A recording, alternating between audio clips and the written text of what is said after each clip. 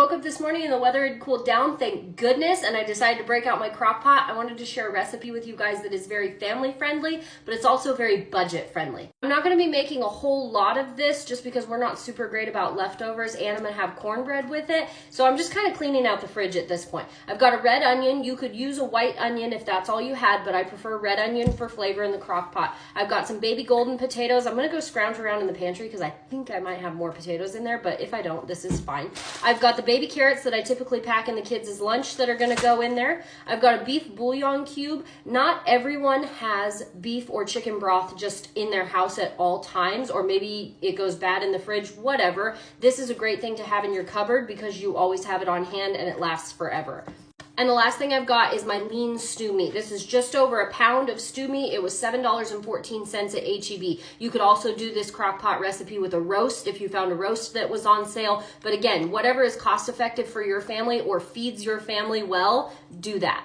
One of the biggest tricks for a crock pot is to throw your meat in a skillet and brown it before you put it in your crock pot, because then it will have a crispy layer to it and it won't get mushy. I know a lot of people like to cook in their crock pots from frozen, and that's fine. You can still brown your meat while it's frozen. Just put it on its sides, get a nice brown on it, and throw it into the crock pot frozen. But if you get a browned layer on it, trust me, it's going to taste 10 times better. Season your meat however you like it. I use Boar's Night Out Double Garlic White Lightning.